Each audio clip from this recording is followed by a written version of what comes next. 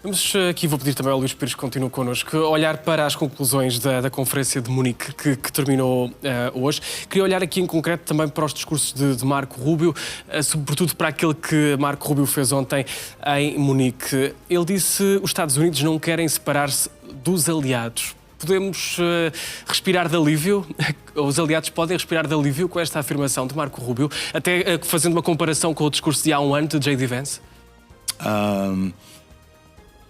O que Marco Rubio fez ontem foi mais ou menos reafirmar o que Vance disse há um ano atrás.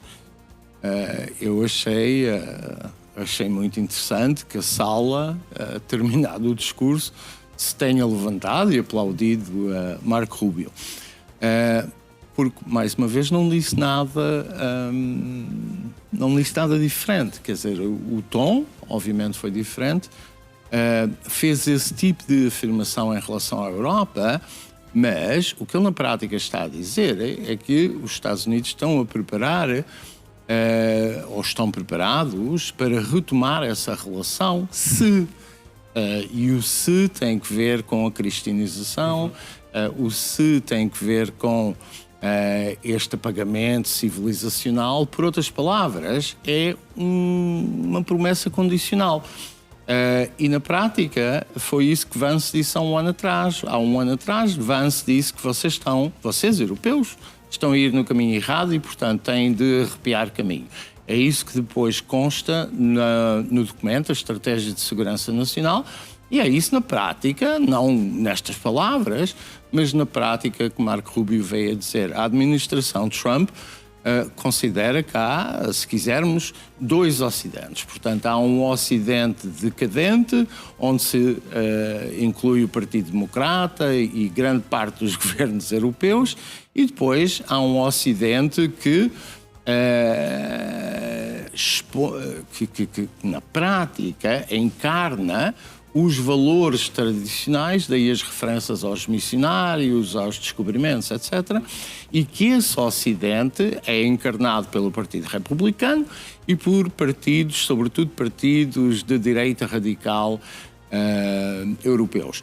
E, portanto, o que está a dizer é nós estamos dispostos a trabalhar com uma certa Europa. E isso algumas pessoas perceberam. Callas, por exemplo, percebeu isso.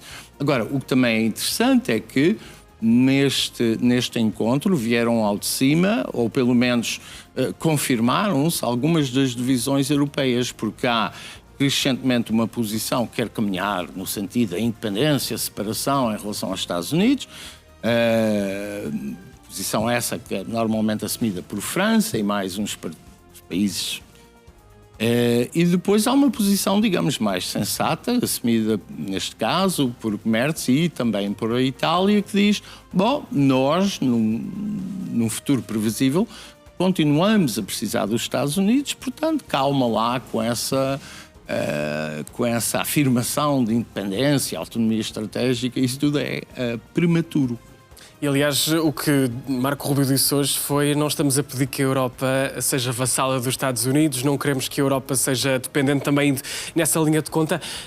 No fundo, o que o professor Vasco Rato está aqui a dizer é que houve uma mudança no conteúdo, mas não propriamente na forma. Não, houve na forma, mas não no conteúdo. Ou melhor dizendo, exatamente, e concordas também com isso? Concordo, sim. E em relação ao J.D. Vance, claro. Ao J.D. Vance, claro, e o ano passado, parece-me que Marco Rubio é claramente de todos aqueles enviados de Donald Trump para todas as nações com quem agora tem pequenos conflitos, portanto, os enviados diplomáticos, se quisermos chamar assim, é o mais ponderado e também será possivelmente aquele que, depois do trumpismo, garantirá uma transição do Partido Republicano que não seja diretamente uma transição para o movimento MAGA, uma cristalização do movimento MAGA dentro do Partido Republicano. Ele é MAGA hoje em dia. Sim, hoje em dia é. No futuro, nesta transição, não sei se não será um líder diplomático ou pelo menos mais ponderado e moderado que garantirá, eventualmente, que o Partido Republicano volte àquilo que era e que não se cristalize como um Partido Republicano MAGA, uma parceria público-privada. Bom, isto para dizer o quê? Que Marco Rubio tem claramente a diferença na forma para aquilo que foi o discurso de J.D. Vance. A imagem que passa dos europeus é exatamente a mesma, no sentido de que a Europa tem valores decadentes e, portanto, são os Estados Unidos que devem garantir também que esses valores prosperam. E isto percebe-se que depois abre aqui uma fissura grande entre dois campos, como o professor Vasco Rato também dizia, que é. E são muito bem exemplificados estes dois campos pelo aquilo que foi o discurso, por exemplo, de Mark Carney no Canadá, que pode também ser aplicado à Europa, no sentido de olham para os Estados Unidos como aqueles que destruíram a ordem liberal, e isto é um ponto assente e que vi até com algum interesse do ponto de vista académico e científico, que é, neste momento, os líderes políticos, tanto em Davos como agora em Munique, estão todos a falar do mesmo mundo, estão todos a falar do mundo liberal que está a terminar e estão a assumir esta ideia de que temos que olhar para o sistema internacional de outra forma, porque aquele mundo liberal que conhecíamos do pós-guerra, neste momento, não existe ou está a deixar de existir. E temos, então, a perspectiva de Mark Carney, que pode ser também a perspectiva de outros líderes europeus, que é esta ideia de hostil a Donald Trump. Portanto, uma oposição clara a Donald Trump, a mostrar que há uma autonomia estratégica fora dos Estados Unidos e puxando até um bocadinho aquilo que é a doutrina Monroe, assumindo que, se os Estados Unidos ficam, então, com o hemisfério ocidental, os outros blocos regionais também se podem desenvolver e tornarem-se charneiras a todos os níveis, portanto, da inovação, políticos, económicos, culturais e por aí. E essa é a ideia, muitas vezes, que Macron traz para a mesa também na Europa e é o líder mais vocal quanto a isso. Por outro lado, temos os líderes mais pessimistas ou mais realistas, como Mark Rutte, por exemplo, não é? Que Mark Rutte é a personificação desta ideia de que a Europa não pode viver sem os Estados Unidos no setor da defesa, principalmente, portanto, falar de uma autonomia estratégica e uma autonomia estratégica europeia que possa, de alguma forma, hostilizar os Estados Unidos, não é positivo para os parceiros europeus e não é positivo também para a ordem liberal. Portanto, temos estas duas correntes aqui muito concretas e agora vemos também que dentro destas correntes surge alguma coordenação europeia, principalmente do ponto de vista nuclear. Porquê? Porque agora que começam a cessar todos aqueles acordos que ainda vinham da Guerra Fria entre Estados Unidos e União Soviética na altura, Rússia agora, do START, do SALT, portanto, eram, no fundo, acordos de dissuasão nuclear entre o bloco comunista na altura, a União Soviética, e o bloco liberal dos Estados Unidos, ou capitalista, como quisermos chamar. Com isso a terminar, com o conflito que temos às portas da Europa, portanto com a Rússia a ir crescendo, ou pelo menos a tentar crescer, vemos que o próprio Macron e Merz começaram a falar desta ideia de estender um programa de dissuasão nuclear, de estender o escudo nuclear a vários parceiros europeus e, portanto, percebe-se que aqui também a Europa, mais uma vez, a tentar caminhar para essa autonomia na defesa. É também daí que vem aquela frase de Merz, que já foi no sábado, de que a Europa acaba de regressar de umas férias de história?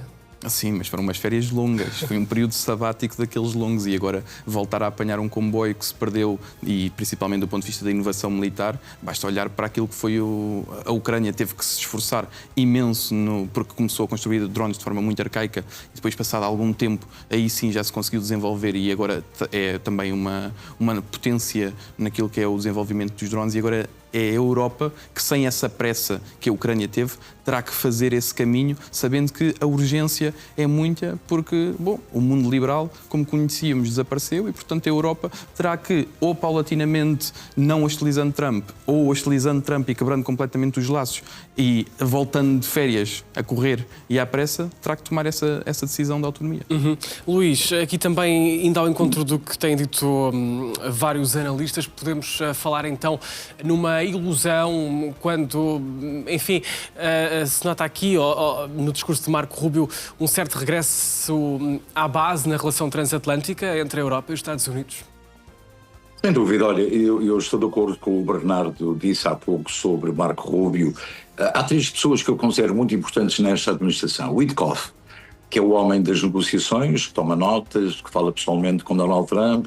Temos um J.D. Vance, que é o homem maga, o homem que está mesmo ao lado de Donald Trump e segue a doutrina Trump à risca. E depois temos Marco Rubio, que eu considero o homem politicamente mais inteligente desta administração. Ele vai rivalizar, sem dúvida, segundo a opinião pública americana, com J.D. Vance nas eleições de 2028. É um homem que está a ter um grande sucesso mediático aqui nos Estados Unidos, esta sua aproximação à Europa, e o professor Vasco Rato falou há pouco numa certa Europa, sim, é verdade, mas ele vai levar a água ao seu moinho. É um homem que é politicamente inteligentíssimo, que tem todas as condições, dada a sua experiência política, não só como senador, mas também como governador. Ele, não há dúvida, está preparado para conseguir exatamente levar a água ao seu moinho, intercalando aqui os pontos de vista de Donald Trump e J.D. Vance. Ele é o homem que está no meio, está exatamente no meio da questão, está a tentar não cair para um lado nem cair para o outro, e isso está-lhe a valer uma certa apreciação, sobretudo um certo carinho até do povo americano, mesmo até dos democratas. Portanto, contem com Marco Rubio nos próximos tempos e contem com Marco Rubio para 2028 para, como já disse, rivalizar com J.D. Vance nas presidenciais. Muito bem. Luís Pires, professor Vasco Rato, também Bernardo Valente, muito obrigado a todos. Boa noite e boa semana.